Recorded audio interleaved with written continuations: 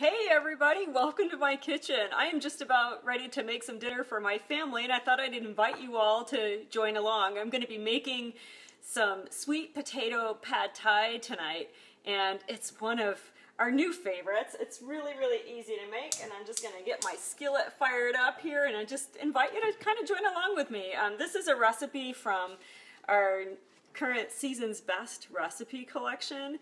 And I'm going to take some modifications with it tonight, and I'll share some of those with you. So I hope if you've tried pad thai before, you'll be a little adventurous and try a different twist. Instead of rice noodles, we're going to be spiralizing some sweet potatoes, and they are just fantastic. So to get us started, I've got my all-purpose pot here. This is probably one of my most favorite pieces of cookware. It doubles as a stir-fry skillet, a big family skillet, a stock pot. I use it constantly. So I'm just going to start getting that warmed up, and we're going to prep some veggies that are going to go into our pad thai. So I've got a head of broccoli here. And sometimes, you know, when you buy broccoli, you think, I don't want to get all that other stuff in there. Well, there's some cool things you can do with it. So you can grate it with your veggie strip maker if you like and make a broccoli slaw. Instead of paying extra money for that, you can just go ahead and grate it this way if you want to. But I'll show you one of my tips here in just a little bit. So I just want to take the broccoli and turn it into florets. And we want these to be kind of small, not like bite size or anything, but if they're cut a little bit smaller, kind of like this, they'll be perfect for cooking quickly in the skillet. So we'll go ahead and get the rest of the head done. I love broccoli. I love it more than my family does, I'll have to tell you that. But I certainly do love it. And I don't know if you guys knew this, but calorie for calorie, broccoli actually has more protein than a hamburger. So if you want to get more protein into your diet, eat plenty of broccoli. It's really good for you. It's a cruciferous vegetable. I could hardly say that word. And it's really delicious and good for you. Okay, so we're going to work on a red pepper next. So when you're using your peppers, I'll just teach you a quick trick. Take your thumb and just press straight in. And you can see the pepper core just popped right in there. When you break it open, you haven't really lost anything at all. So remember I had that stalk of broccoli a minute ago, and I told you I would show you what to do with it? I've got a frozen bag of veggie scraps here. I just keep this in the freezer, and anytime I'm working with veggie scraps, I simply add them to the bag. When the bag is full, like this one is, it's pretty full right now, I simply dump it into a big stock pot, or I could even use this right here, my all-purpose pot, and then I add some water to it, like 4 or 5 cups of water, and I bring it to a simmer to make a veggie stock, and then I'll strain it and then freeze into 2-cup increments. That way, when I need some veggie broth, it's already measured, I just grab it out of the freezer and it's ready to go. So that's your quick trip right now. Sometimes, or a quick tip, sometimes I refer to that as trash soup because I've just used scraps that I would typically throw away. So I love that trick for saving money. So I've got my veggie, excuse me, my new slicer here, a quick slice. And check out these blades, they come to a point and they're all serrated. So I want my peppers to be cut into strips.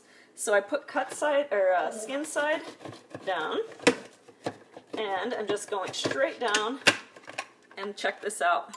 I've got strips, perfect for this recipe. So I'll go ahead and finish the rest. You can also use this on strawberries and mushrooms, olives, blocks of cheese. Works great on that too. And fresh mozzarella works on that, pound cake.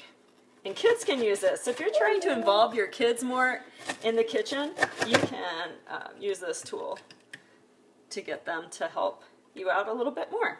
Okay, so we'll set that aside. So my skillet is nice and hot now. I'm going to add just a touch of olive oil. Not very much, just a little bit. And then I'm going to throw all these veggies in there. So all of my broccoli and peppers. Now, if you're following the recipe, which I'm not following exactly tonight, and you wanted to do some chicken, you would have some cut up chicken breast and you'd throw it all in there with the broccoli and the peppers and they would all cook together. But we're going to do a different version tonight. We're actually going to make, I'm going to make this one vegetarian, and then my husband loves shrimp, so I'm going to cook some shrimp separate for him, and so he can have that on his pad thai. So let me show you what to do with this sweet pepper while that's cooking over here. We've got a serrated peeler, which I think is just an awesome product. So when you use this, you'll see it very easily peels your sweet potato because it's serrated, unlike most of your veggie peelers. And it works on your butternut squash, kiwi fruits, works on potatoes too, but I really love it for things that are hard to peel.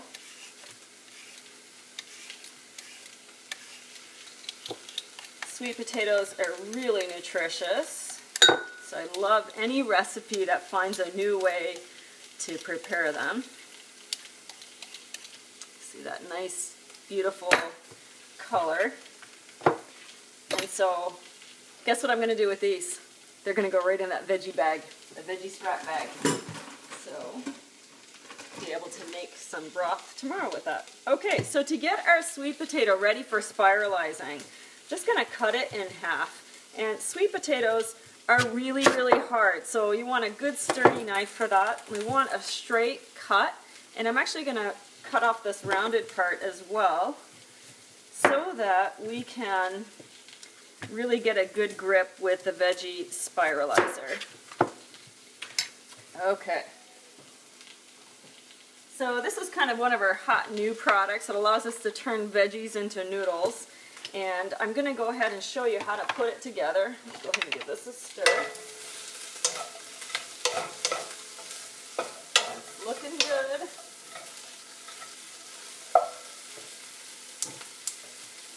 Okay. So the veggie spiralizer has removable parts. This is our base. We're going to stick that back on there. And the blade guard that's right here holds your blade. So we're going to use the fettuccine blade tonight, but there's also a spaghetti blade. And if you don't use a blade at all, you're going to get a spiral cut. I actually did some sweet potatoes when I did my meeting with my team last night. So a spiral cut will give you noodles that look like this. We're going to do a fettuccine blade. So you want to leave your blade guard on there when you put it in so that it gets it lined up just right. And then tighten your screw. And then we're going to go ahead and lift this out. Okay, so now you're going to take your potato and stick it in there and watch right here. You're going to see the noodles come out. Isn't that gorgeous?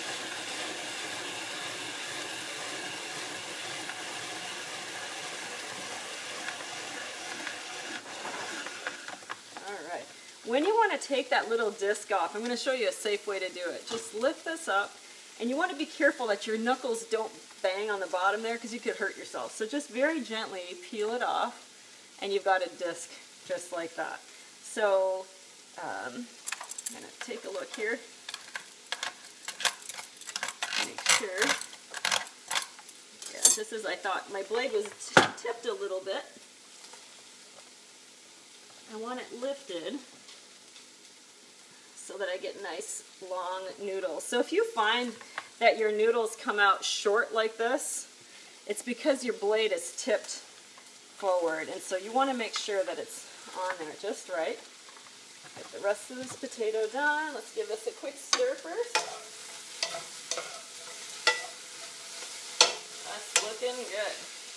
I'll show you that skillet before we add the rest of our sweet potato in there. I love spiralizing zucchini and making zucchini linguine marinara. That's really delicious. All right. And we are done. So you can see these nice noodles here. All right. Okay, so here's what our broccoli and red pepper looks like. And to this, we're just going to add the sweet potato.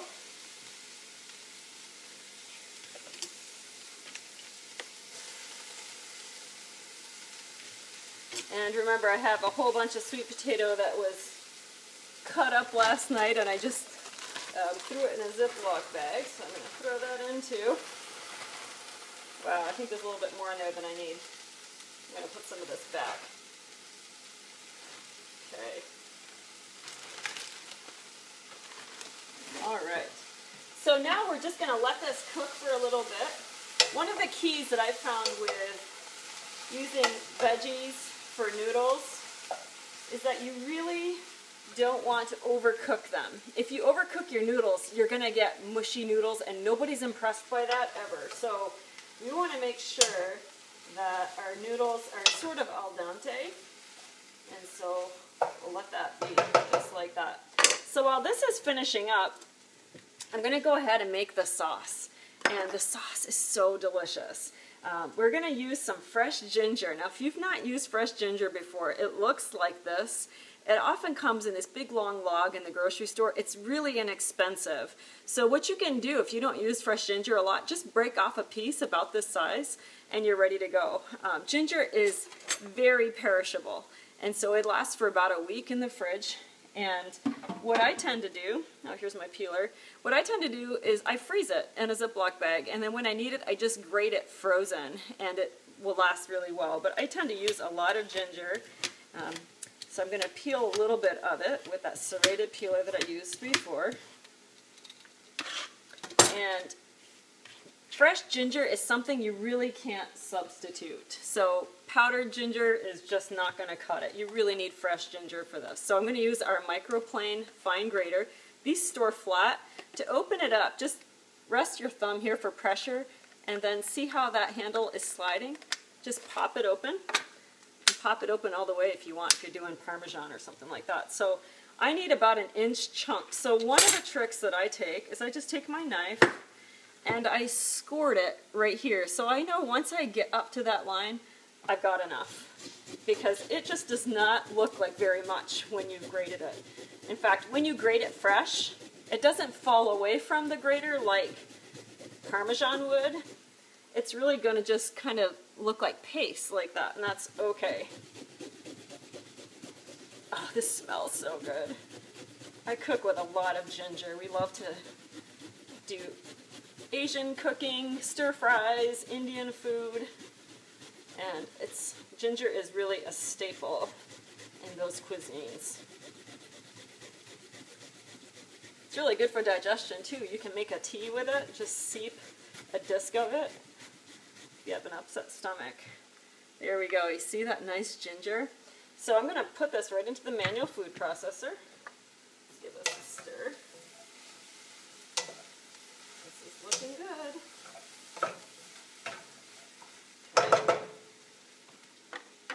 So we're going to go ahead and put this all in the manual food processor. And I'm just going to grab a guy here.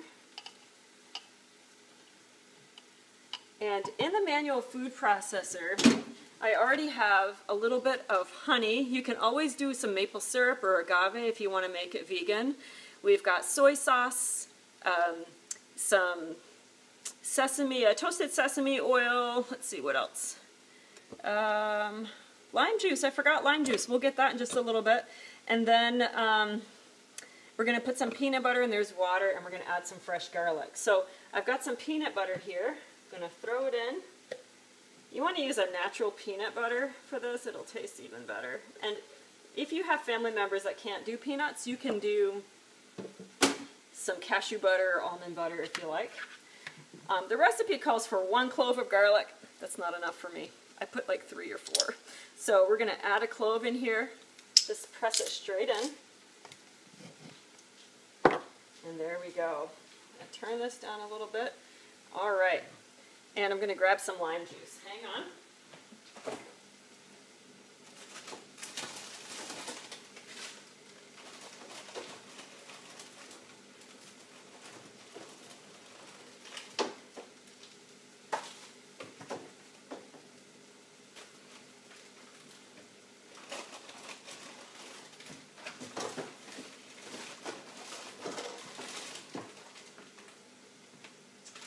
here's my trick. When I buy bags of lemons and limes, I juice them all and then I store them flat like this in a Ziploc bag. So when I have a recipe that calls for a tablespoon of juice, I break it up right inside of the bag, and then I'm just going to go ahead and thaw it out. If I'm making something where it doesn't take very long and I can just throw it in, I'll do that. But I'll microwave this one just a little bit to warm it up. Okay, I'm going to set this off to the side for just a second. And I'm going to grab my other skillet here. I'm going to turn that down just so I can get the lime juice finished. Now while that's finishing, we're going to get the shrimp started because this cooks super fast. So I've got my small stainless saute pan here. I love cooking on stainless. It gives you a little bit of a fond on the bottom of your pan. So I'm going to add a little bit of oil, and all I'm doing here is I'm basically going to make like a shrimp scampi. So I've got some garlic that's all ready. Now this is super hot. And you don't want to cook your garlic too long, because if it turns brown, it's going to get bitter. So I've got my garlic, and I'm adding some deveined shrimp.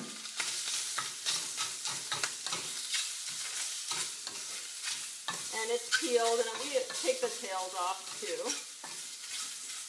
Shrimp cooks in about, gosh, a minute or so. It's really fast, so we just want to get it so it turns a little bit pink. Alright, so with shellfish and chicken, I'm always mindful of cross-contamination, so I'm not going to use that one again. I've started it once already. We've got the lime juices here. I'm going to pour that into the manual food processor. And then I'm just going to pump it all up. So this sauce is really delicious.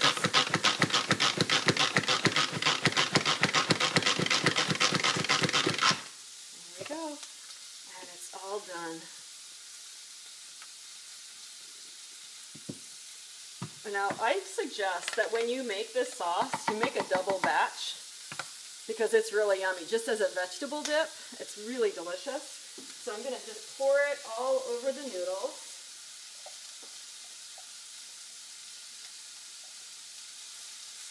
And if it's a little bit thick, you can add a little bit more water to it if you want to. Let's see here.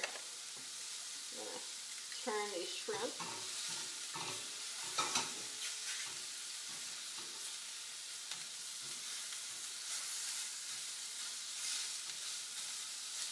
I don't know if you're making dinner right now, but maybe you're getting hungry just watching this. Alright, I'm going to add a little seasoning. We've got all kinds of great seasonings. We're going to look for some crushed red pepper.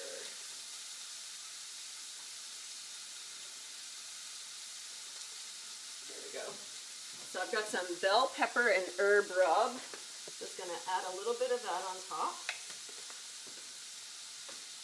Okay, and I'm just going to give our veggies a stir here. Once everything is warmed through, it's really ready to eat. So the juice from your vegetables will help soften your peanut butter mixture.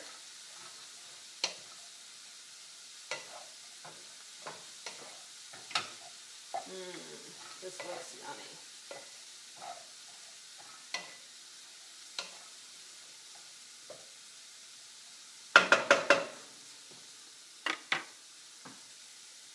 Take a look at that. So we're just going to go ahead and finish off our garnishes. And this shrimp looks really good. So it's just about done. And you can tell that it's done when you can kind of see that everything is cooked it's kind of opaque, but I can see there's a spot here that's not quite finished. So I'm just going to let it go just a little bit longer. And by the time I finish my garnishes, that will be ready to serve. So to top off the rest of our recipe, we've got a couple of things here. So I've got some fresh cilantro, and I'm just going to take my shears and snip it right in here. I love fresh cilantro. You know, some people think it tastes like soap. I don't know what the population, there's a certain percentage of the population that their palate makes you think that it tastes like soap, but I'm not one of those people. I really love it. So there we go. So that's all ready. And then we're going to go ahead and I've got some green onion. I'm just going to snip off the bottoms. And where are these veggies going? That's right in the veggie bag for broth. So a little quick trick for you. When you're using your Santoku knife, by the way, you want to hold it up like this and slide it forward. And so, and a cross-contamination point to make to you all today. I've been using this same mat just for my veggies. So I've not used it to cut any meat, and so it's okay to just keep using that same mat if it's things that are just veggies. So I didn't switch mats for the garnishes. That's totally fine. And I'm going to go ahead and snip these up. The green onions add a really nice flavor to the top of our pad thai. So these are all done. I'm just going to sprinkle them all the way over the top. And then we're going to add some peanuts. And I've got my food chopper here. So this is a classic Pampered Chef product. I'm going to show you. Turn it upside down. Add your peanuts. Cap it. We're going to chop it up. And then just a rough chop. So then twist from the top. Support the base, and now your nuts are all chopped and ready to sprinkle in there. And then I'll finish it off with some fresh cilantro. And there we go. So we've got sweet potato pad thai ready to serve, and a side of shrimp for my husband who doesn't want it to be vegetarian like I want mine.